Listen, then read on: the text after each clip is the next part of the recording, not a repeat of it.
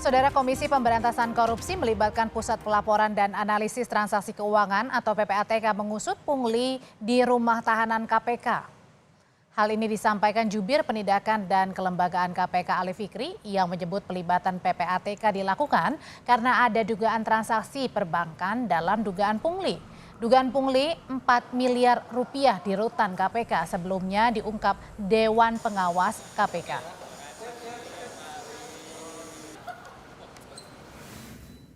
Iya betul, dalam rangka kegiatan penyelidikan yang sedang KPK lakukan atas dugaan tindak pidana korupsi di lingkungan rutan cabang KPK, saat ini tim penyelidik KPK juga telah bekerjasama dengan pihak PPATK untuk mendapatkan laporan hasil analisis transaksi perbankan, dan itu semua tentu sebagai bagian dari satu kesatuan pengumpulan bahan keterangan dan informasi untuk memastikan setelahnya segera kami lakukan analisis dan kesimpulan untuk menemukan pihak-pihak yang dapat dipertanggungjawabkan secara hukum atas dugaan peristiwa dimaksud. Indonesia Corruption Watch atau ICW mendesak KPK membongkar tuntas praktik pungli di rutan KPK, termasuk menelusuri kemungkinan adanya penyelenggara negara yang terlibat. Peneliti ICW Kurnia Ramadana menyesalkan ada pungli di rutan yang menunjukkan rendahnya integritas KPK. Dibongkar tuntas, menelusuri pihak-pihak mana saja yang dapat dijatuhi sanksi etik oleh Dewan Pengawas. Dan terkait dengan penegakan hukum, karena pungutan liar itu dikategorikan masuk sebagai praktik korupsi berdasarkan Undang-Undang Tindak Pidana Korupsi, maka harus dideteksi. Kalau dalam proses identifikasi tidak ditemukan ada penyelenggara negara, maka perkara itu harus sesegera mungkin diserahkan ke aparat penegak hukum lain.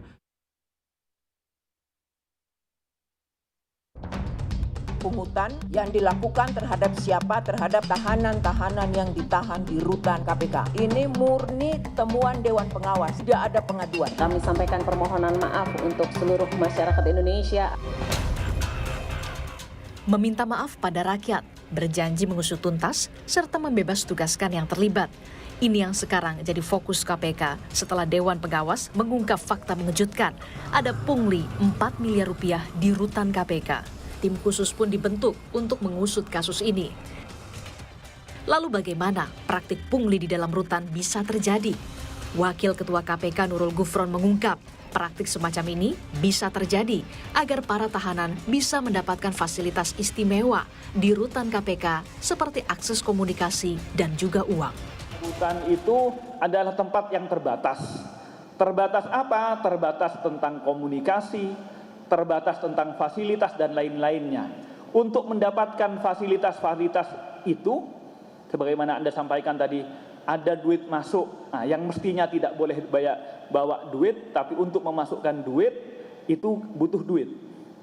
Atau tidak boleh berkomunikasi, untuk kemudian butuh komunikasi, alat komunikasi masuk itu butuh duit. Nah, di sekitar itulah pungutan-pungutan liar itu terjadi.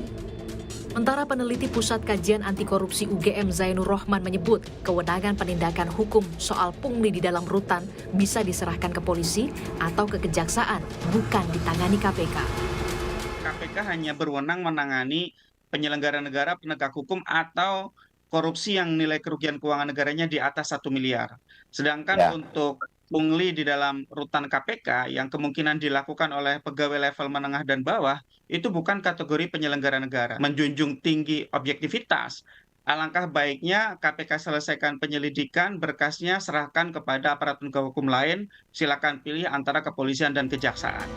Diketahui sebelumnya, Rutan Merah Putih KPK diresmikan 2017 yang lalu oleh pimpinan KPK kala itu Agus Raharjo. 4 tahun berselang, Dewan Pengawas KPK menyebut ada pungli mencapai 4 miliar rupiah hanya dalam waktu 4 bulan, mulai bulan Desember 2021 hingga Maret 2022. Tentu kasus ini mencoreng KPK yang selama ini menjadi benteng penanganan kasus korupsi.